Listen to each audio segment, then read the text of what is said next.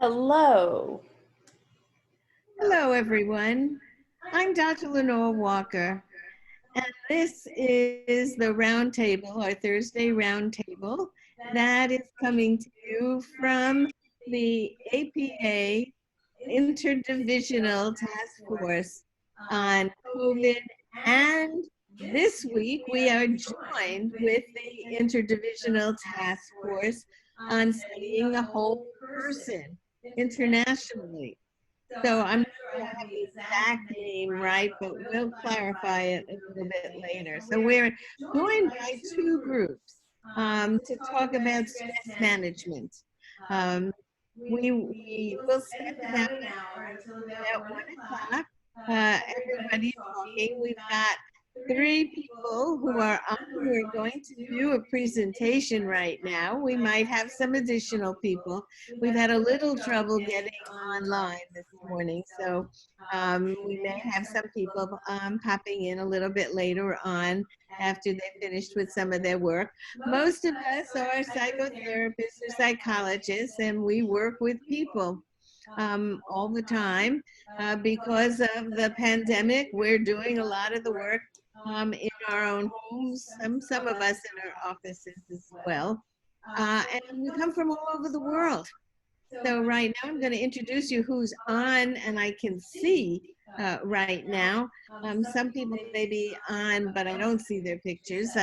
Dr. Giselle Gaviria, who's here in Fort Lauderdale, Florida's picture is not shown because her camera's not working, but she is very much with us. And I'm from Fort Lauderdale, Florida as well. We have Dr. Eileen Ferlin, who's from San Francisco, California, and Dr. Michaela Mendelson, who's from Boston, Massachusetts, where I understand the weather is getting chillier and chillier. Although we also have Lori Gill, who's from Niagara, Canada, where it's got to be a little bit colder even. We have Dr. Jamie McHugh, who is joining us for the first time. We're excited to have him.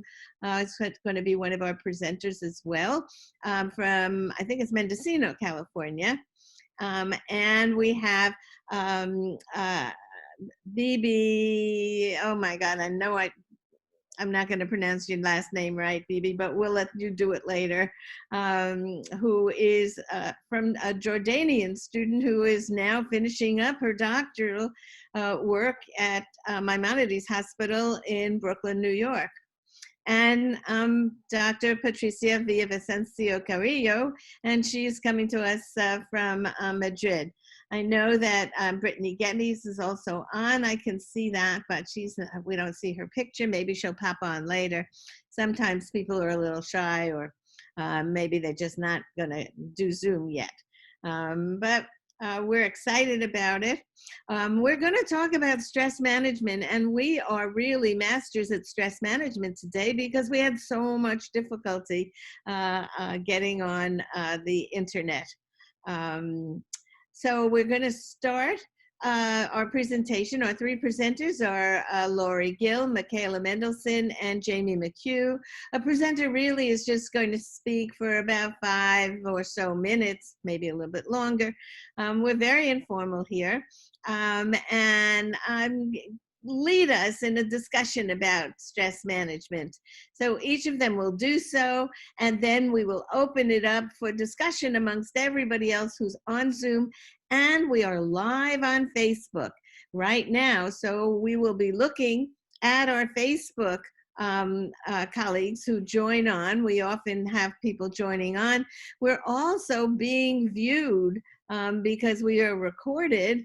We are viewed on Facebook. We have almost 500 followers. So you are going to be talking to a whole lot of people. And I know, given the upcoming holiday season everywhere, where we have to deal with a still increasing virus in many places, but the good news with a vaccine on the horizon, we've got a lot to go.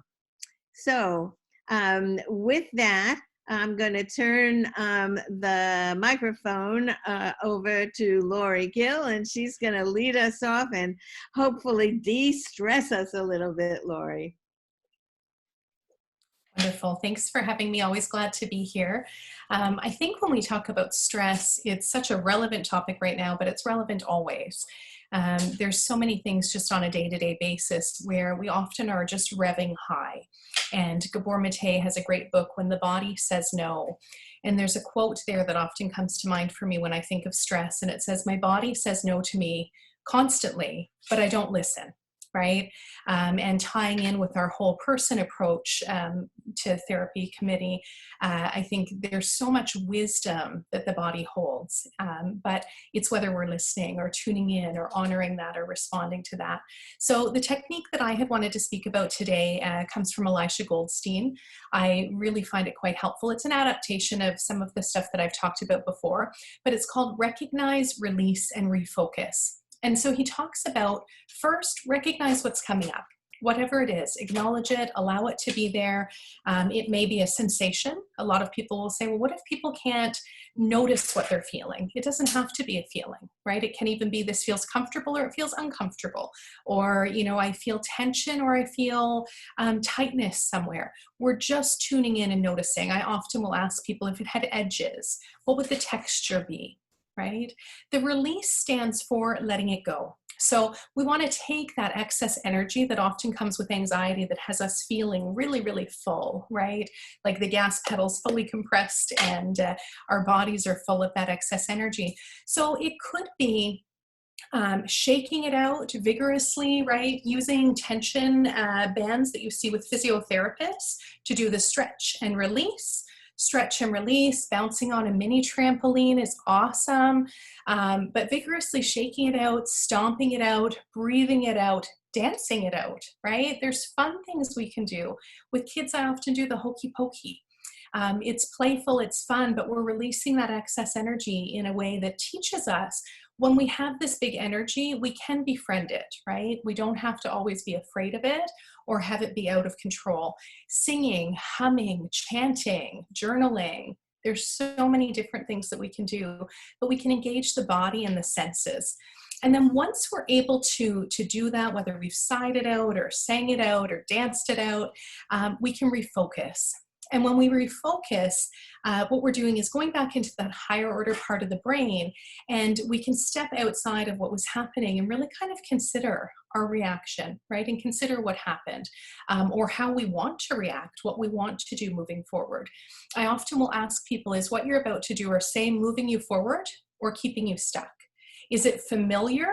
Right? Or is it helpful? Because a lot of times things are familiar because they're patterns, but they're not necessarily helpful for our healing. And the other thing I often invite people to think about when they refocus is it a thought or is it a fact? Right? Quite often our thoughts are just thoughts. They're not facts, but we treat them like facts. If it is a fact, there's evidence. We can find things to support it, tangible, concrete things. So I often will say, where's the proof? Is it true? Is it real? Is it proportionate? Is it kind, right? Is it moving you forward or keeping you stuck? Is it helpful or hurtful? So these are just a couple of prompts for redirecting the energy, redirecting our attention to where we would like it to go, instead of allowing it to loop back to where it tends to go by default. And I have a little infographic visual that I'll post up on our Facebook page later, but that's it for me. Thanks so much for having me, and I wish all of you a gentle rest of your day.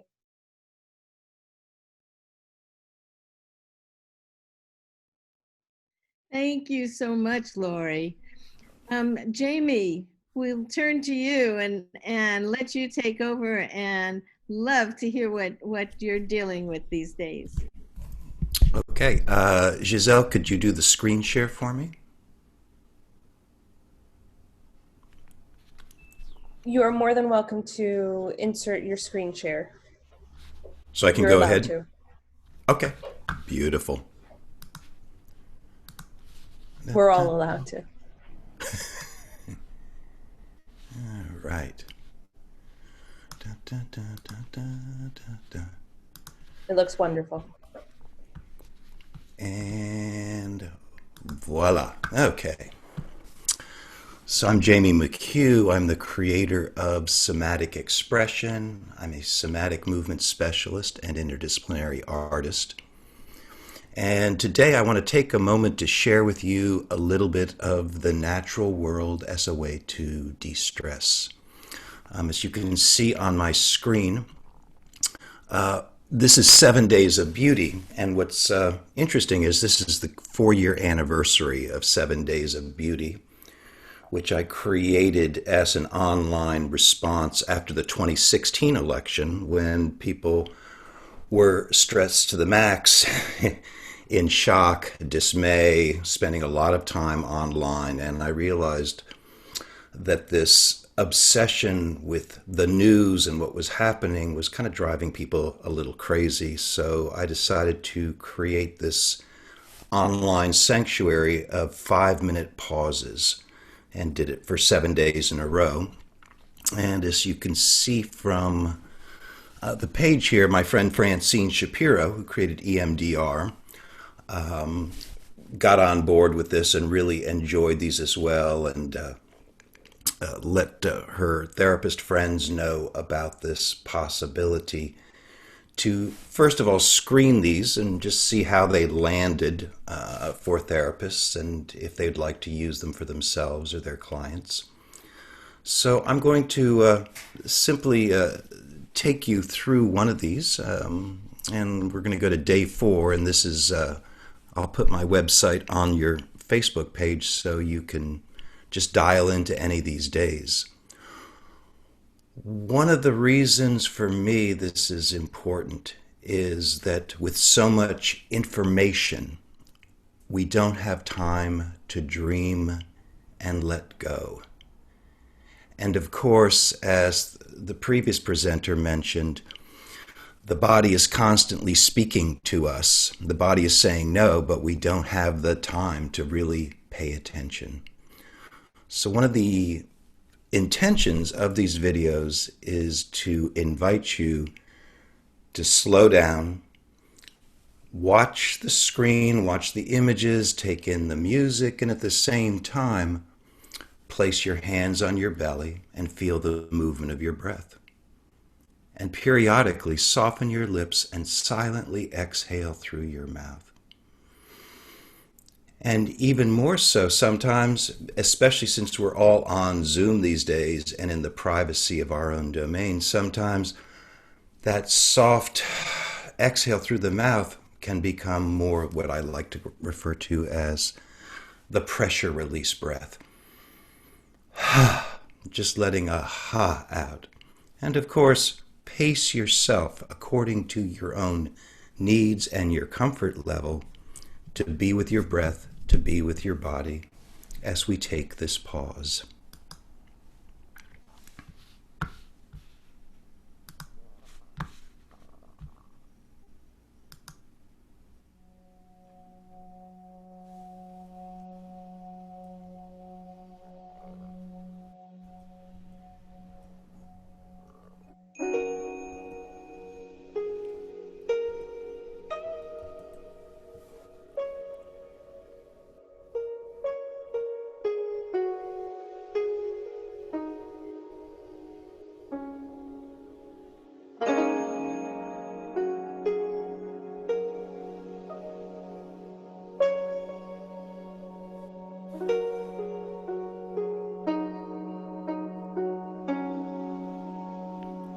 So take this time to dream a little bit, to soften your focus, because when we soften our focus,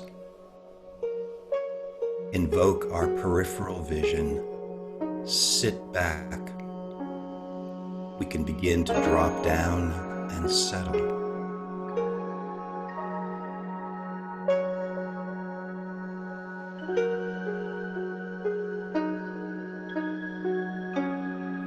And some of us need a little more activity, a little more stimulation. So possibly just rocking a little bit side to side.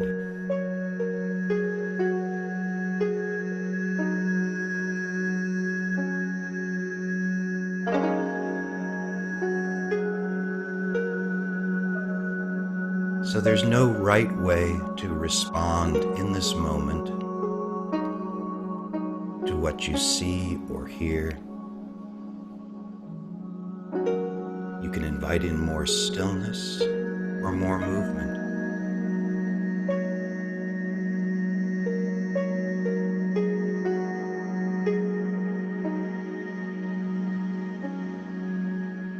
Maybe you simply at times want to just close your eyes.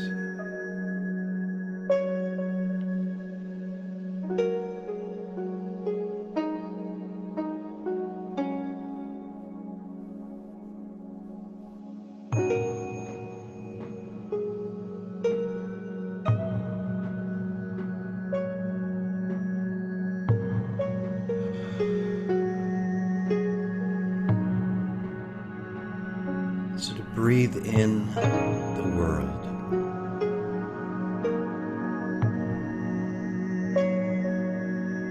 To notice texture, shape, color.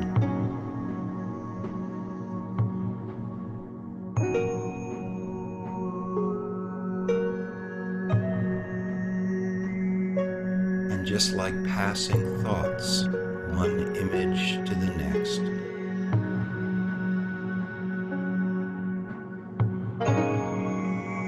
To let your focus soften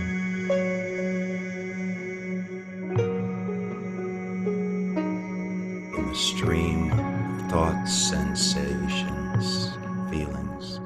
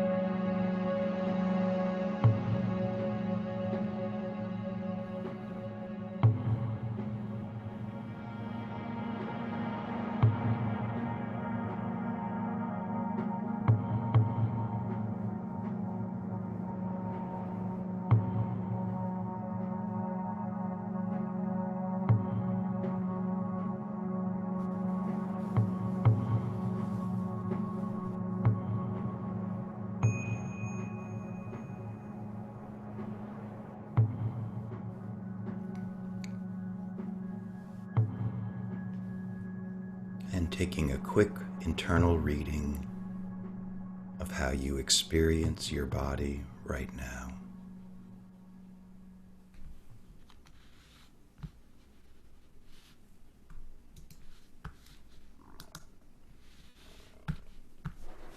Thank you.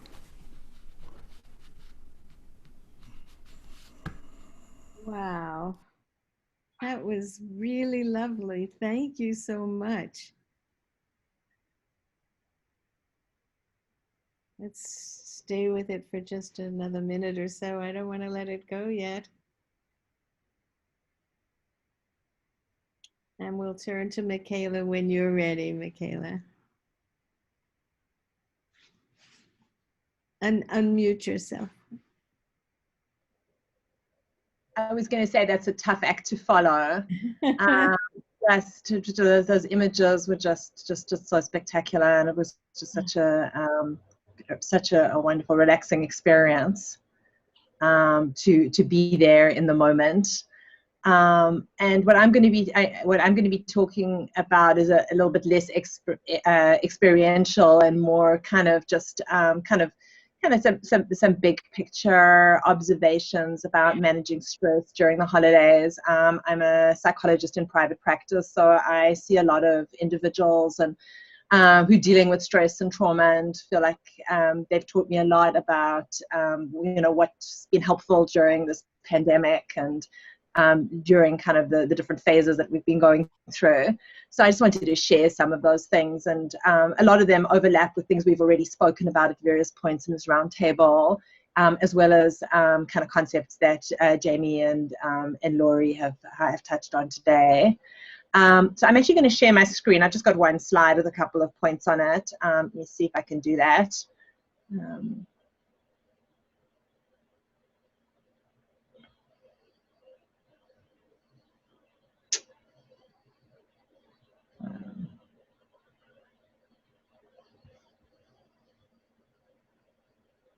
Give me just a second. If I'm not able to, oh, wait, here we go.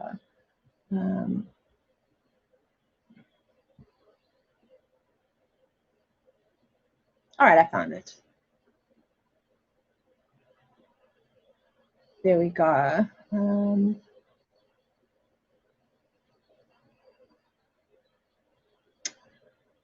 right, can everybody see it and hear me?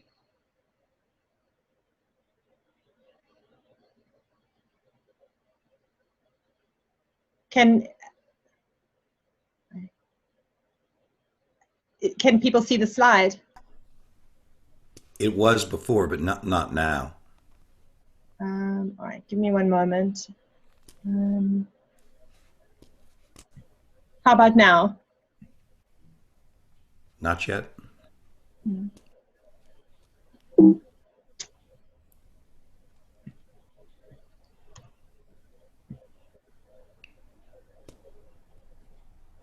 And now? No. Okay. All right, I don't need the slide. I can just talk about it. You've All turned right, your sorry camera about that. off. You've turned your camera off, just so you know. All right, great, thank you. Can you see me again? I know there's something funky going on with my PowerPoint, so I'm just going to talk, and I won't use the slides since it was just wanted to make a couple of points. As I said, these are kinds of observations from working with clients around what's been helpful during this time, and they're also not kind of mutually exclusive. Each of these things, often involves kind of other strategies as well.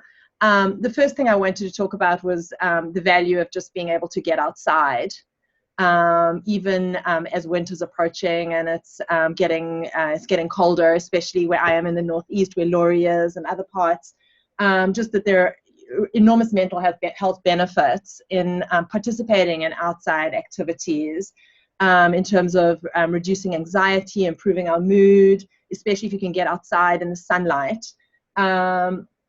Just that can be especially helpful if one can combine that with some sort of mindfulness practice or moving your body, getting some exercise, which is the next point that I wanted to make, was around kind of exercise, as we know, having a lot of mental health benefits. It causes our brain to release endorphins. It releases neurochemicals that are helpful in managing anxiety. And there are many different forms that exercise can take. It doesn't have to be terribly vigorous. It can be walking, it can be doing some yoga, it can be running. There are lots of exercise classes online. There are various apps. It can involve dancing, it can involve drumming, but just various ways of being able to get ourselves moving. I know we've spoken a lot in these roundtables about mindfulness, but I don't want to. I think you just really want to emphasize that as such a powerful technique for managing stress, and that can involve either a formal practice, having particular kind of mindfulness practices that one implements every day, or using one of the apps that we've spoken about previously. Or it can involve just really incorporating mindfulness into your daily life, whether it's just trying to be fully present in the moment when you are doing routine things in your day, like walking the dog or taking a shower or, washing dishes, whatever it is, just to kind of really kind of bring your attention back to fully experiencing the present moment. And paying attention to the sights and smells and sounds and sensations that are involved. Another thing that often kind of we kind of forget about during stressful times is paying attention to self-care. And I know that's a really broad topic, but kind of I just wanted to mention a couple of things particularly relevant to the holidays and the holidays during a pandemic. Really being mindful about not overdoing substances. I know that's something that we will talk about at another time as well.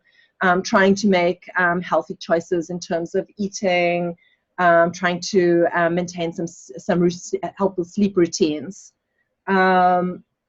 Also, we don't often think about this when we talk about self-care, but especially now with the holidays approaching and this having been such a difficult year for so many people in terms of kind of its economic impact, really also being mindful of our spending and not putting ourselves in positions that are going to create further stress.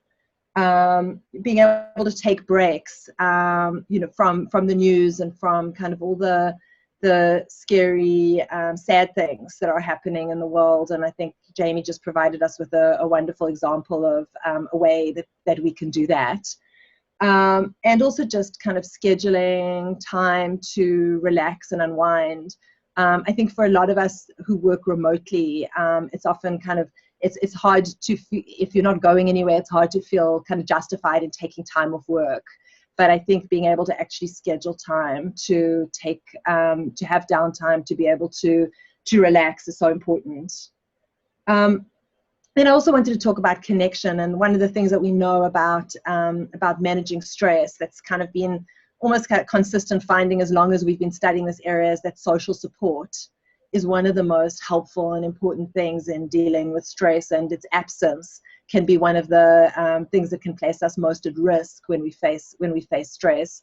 And it's particularly complicated right now where it's so hard to get together, or not safe to get together with people in person.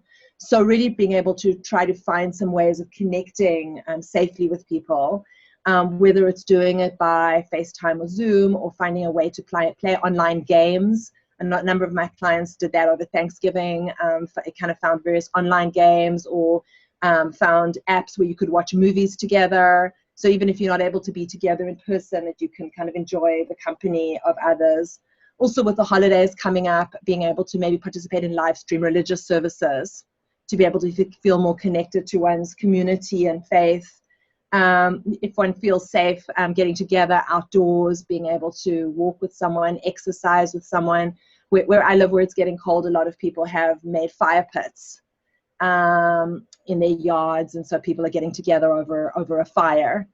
And then related to safe connection is also the idea of being able to set boundaries when necessary with others, and that can be around, especially, I know we've been talking about dealing with family and friends and people having different expectations and risk tolerance and agendas around the holidays and getting together in the context of COVID, but being able to kind of express what your level of comfort is and have those kinds of conversations with family and friends. Being able to, set limits if necessary in terms of work, in terms of gift giving, and also just in terms of being able to be mindful of the content of conversations. Especially right now with things, so much distressing stuff going on with the pandemic and with the election, and being able to let family and friends know if there's something that you don't want to get into or don't want to talk about, to be able to set boundaries in that way as well. Practicing gratitude, I know that's something that we've spoken about here before, but I just wanted to mention that again, just how helpful it is to have a gratitude practice. In terms of kind of helping, that it really does have benefits in terms of improving mood and also kind of strengthening bonds with other people. And that may be something like, just taking a little time each day, either in the morning or evening, to kind of just kind of note a couple of things that you feel grateful for, or going on a gratitude walk where you kind of notice things around you that you feel grateful for. Or I know we spoke about an idea before of having a gratitude jar, where each time you notice something you feel grateful for, writing it down on a slip of paper and putting it in the jar, so that you can come back to that at another time where you're feeling like you're needing something to kind of remind you of those things. Also taking opportunities to express your feelings. We know that kind of when you express a feeling, it can really give you a sense of relief. And it can also help to clarify what you're feeling and thinking. And that can be something individual, like journaling, or using art or music to express a feeling. Or it can be interpersonal. It can be talking to a friend, or to somebody that you trust about what you're feeling. Doing for others is another thing that can be really, really helpful in managing stress, that it has benefits not just for the person that you're helping, but we also know that altruism has benefits for the person who's actually doing the helping, in terms of kind of helping you feel a sense of happiness or satisfaction, giving some sense of meaning, helping you have some perspective on where things are in your life. And, you know, there are lots of opportunities right now to do that. You know, some examples might be helping a neighbor with something like raking leaves, or kind of in cold climates, shoveling snow. It may be helping an elderly person or immune compromised person with grocery shopping, engaging children in activities such as writing letters to people living in long-term care facilities, holiday cards, many, many different ways to help, collecting donations of food or clothing. And finally, the last thing I wanted to mention was just kind of trying to manage your thinking, and being aware of the kinds of thought patterns. This is, and Laurie referenced this, in terms of kind of the difference between a thought and a fact, but really being aware of the kinds of thought patterns that we involve in when we engage in when we're feeling stressed. I know that for a lot of my clients, catastrophizing or thinking about the worst possible outcome is a place that they often find themselves landing, especially people who have histories of trauma in the midst of this pandemic. And just kind of being able to kind of notice when that's happening and be able to kind of engage with that. Another example is kind of like all or nothing thinking, where we kind of are, get really kind of set on one thing or another. Some examples would be, for instance, with the catastrophic thinking is either I or a family member is going to get COVID and it's going to be fatal. Or the all or nothing thinking, the thought kind of, I have absolutely no control over the situation. And it's really about being able to take a step back and be able to ask yourself, okay, what is this thought that I'm having that seems to be associated with this feeling? What's the evidence for that thought? And is there a more realistic way of being able to think about that? And so those are just a kind of, I actually had my slide had 10 points on it. And I can just run through the headings again because I kind of gave a lot of content, but it was get outside, move your body, practice mindfulness, pay attention to self-care, connect safely, set boundaries, practice gratitude, express your feelings, do for others, and manage your thinking. Thank you, everyone. Thank you so much. What a lovely presentation. A lot to think about that we can do over these times. Let's, those of us who want to join in a discussion now, we can unmute ourselves and we can jump in at wherever we feel comfortable in talking about some of the ideas you may have about de-stressing yourselves. I'll start us off by saying, for me, the biggest stress is making a decision whether I should or shouldn't do something. And once I get the decision made, I feel much better, but that then sort of makes me want to do it quickly without really spending the time that I need to spend to thoughtfully think about it. And some of it, the decisions I know have to be made. For example, I have a grandson who is in Israel right now, spending his first year of college there, and I really planned to go see him this holiday. That was going to be my treat for myself as well as for him. And I know it's just not possible, but I'm not willing to give up the idea yet. So I still keep it in the back of my head, like maybe. I even had myself trying to find a way to get the vaccine in time to go, which of course I know is not the facts that we're talking about. It's not going to happen. But you know, we are being content with the gratitude that we can see him via FaceTime and talk to him, and know that maybe in the spring we'll make that trip together. So these are some of the ways I've been trying to help myself uh, do that stress management as well. Anybody else who wants to join in, please just unmute and join in. Oh, I would like to add that I do what you do. It's magic thinking. It's my wishes. And people listen to me. Are you sick? Are you planning to visit family in Peru? No, I'm not planning. I wish I could go to Peru or visit you in Florida or go to Uganda. But it's my wishful thinking. And makes me happy. Yes, well, fortunately, we're able to know what's a wish and what is not possible. Yeah. I just wanted to say that for me, what's important in this whole idea of stress, and when we think of stress, I mean, really, what is stress on a functional biological level? Stress essentially is fear, right? I mean, if you think about the fight or flight or freeze response, stress is fear. So how do we dissipate fear, right? As people have pointed out, it has to do with movement, shake it out, bring it down, divert our attention outside of ourselves, be in connection, find safety.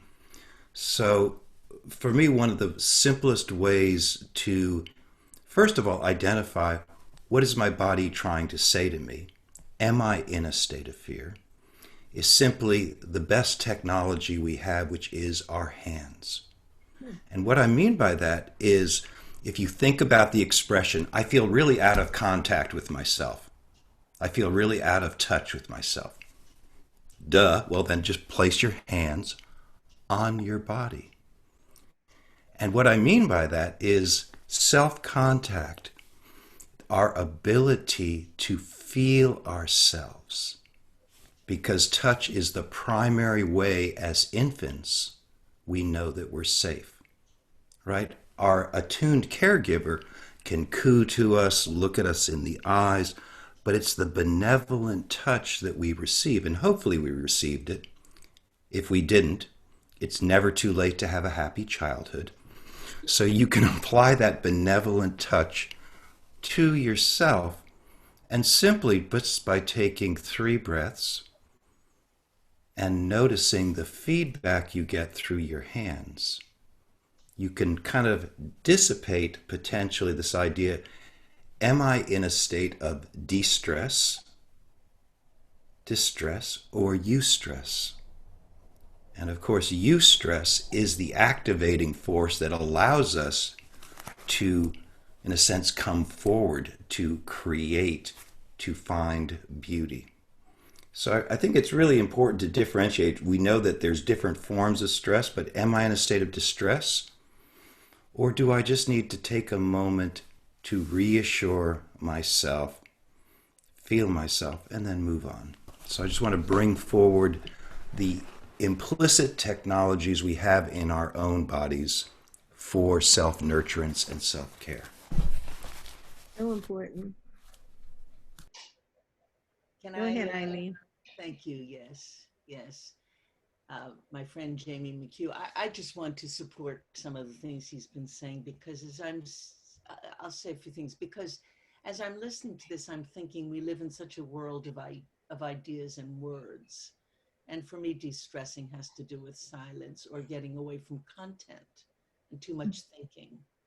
So yes, the body's important. And one of the things that's being noticed about Zoom and the use of Zoom, and people are talking about, is number one, Lenore, I'm thinking about your grandchildren, me too with grandchildren, the desire to hug.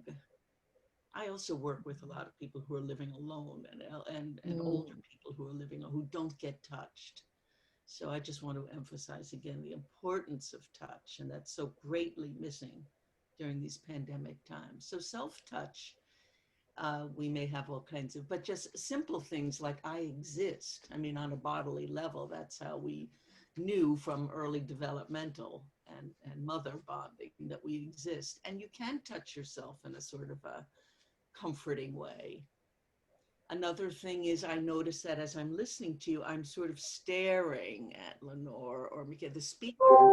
And we've had some suggestions from some of our committee, for example, that actually that children, now so much online learning is going on, is actually shaping their eyeballs from, we're not, Jamie talked about we've talked about the importance of focus and focus. So I would like to advocate for unfocusing at times, as Jamie did with his images. And actually, there's a simple exercise. If you feel eye strain beginning, staring at Zoom, just look up left, up right, down. Let your eyeballs travel a little bit and dissipate the overfocus that Zoom tends to promote. So releasing the eyes, if you notice, every few minutes during these Zoom calls really helps a lot. Again, that's in the body.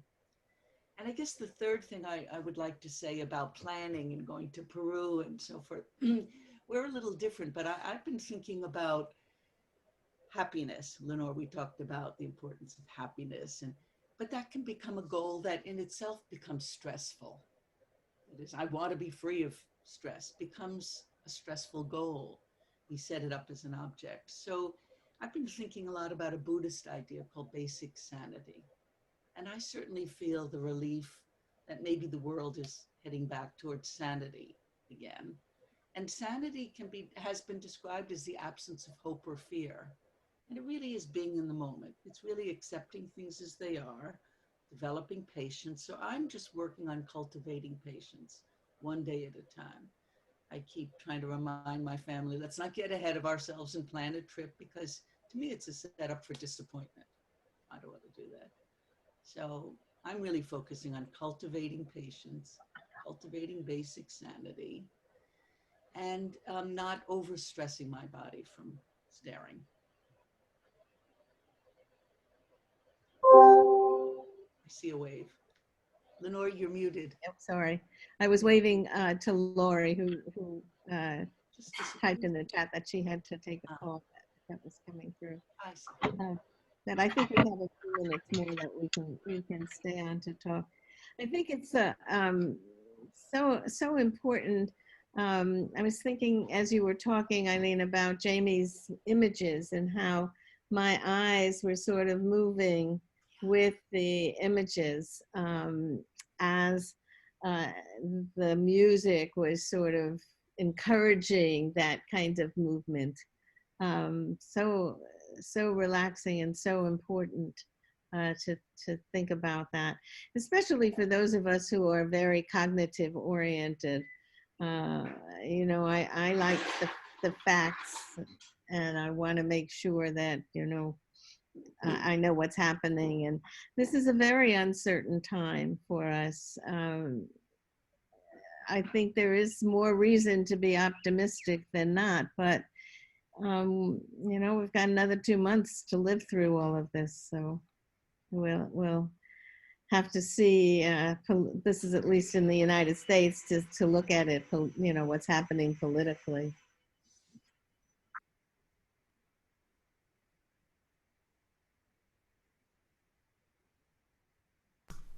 I want to add one more thing that I think it's, you know, I appreciate your talking about not getting so far into the future, Eileen, which is how do we make peace here now with our present conditions? And I'm a big fan, I've created a personal practice myself of honoring the Sabbath.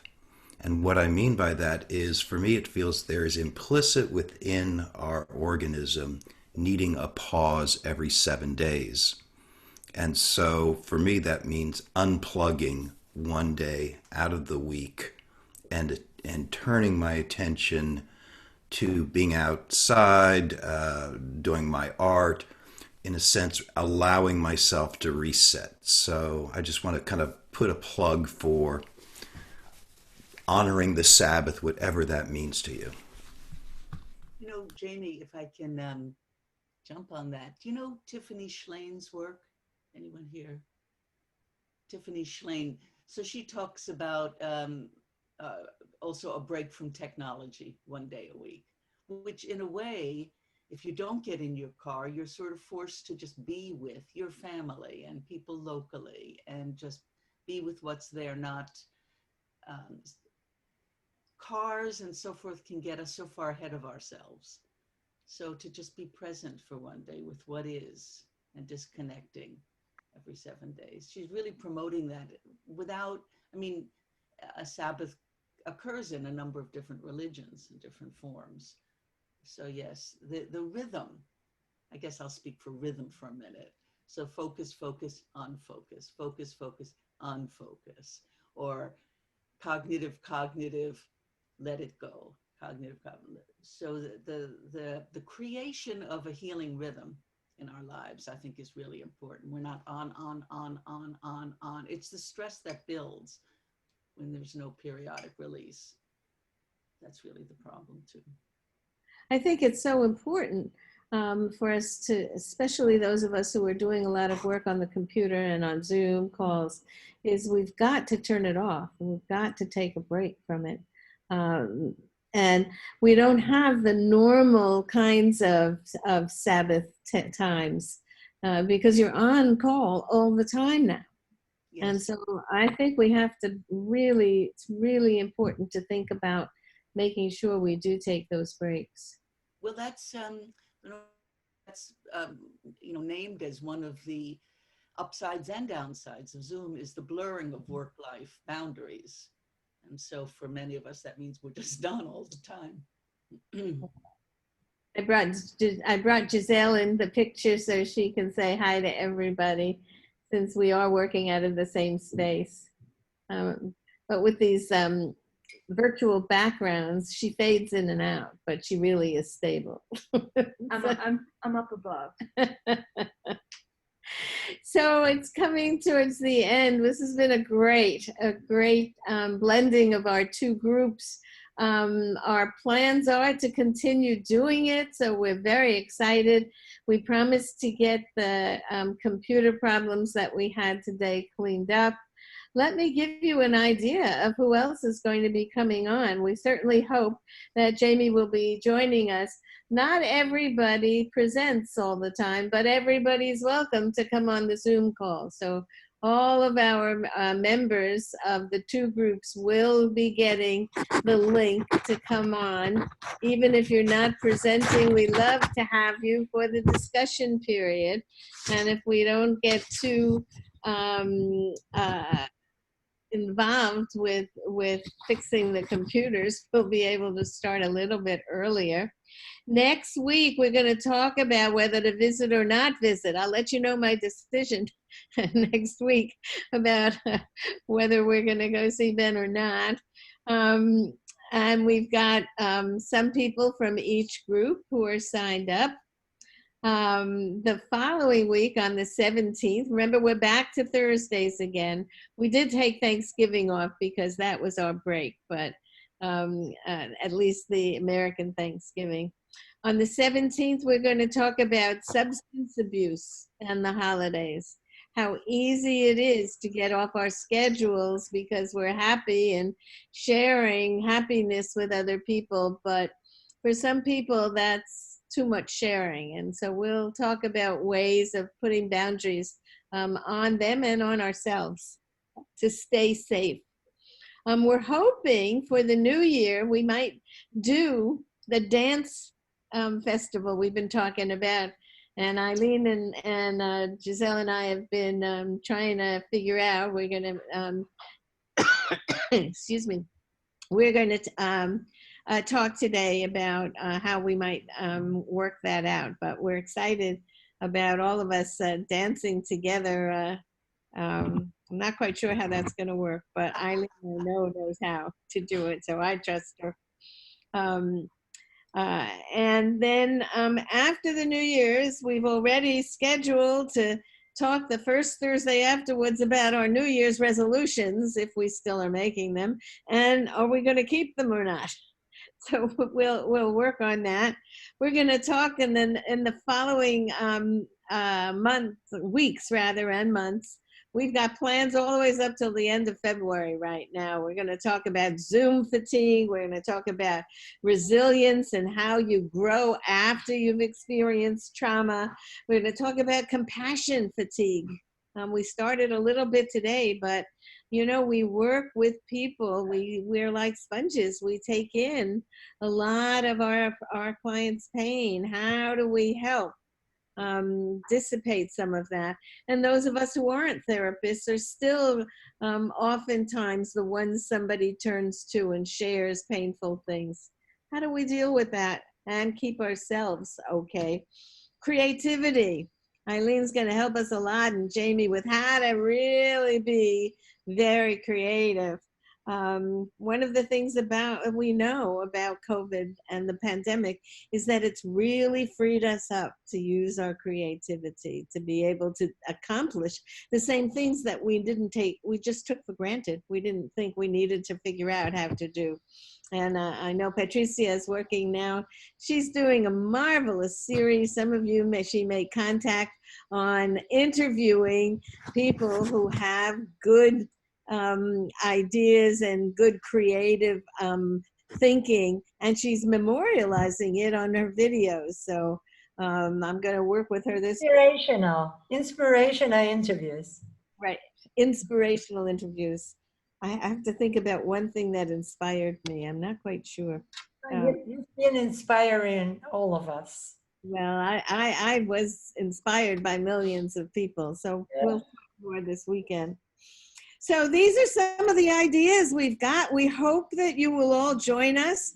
We'll be a little more mindful of time from 12 to 1. Many of us have therapy clients scheduled at 1 o'clock, so we're jumping on and off.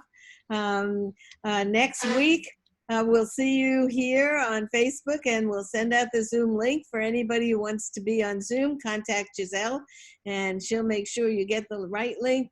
And we'll see you then. So have a wonderful week. Enjoy the week. De-stress yourselves and be kind to yourself and everybody else. Bye for now. Bye.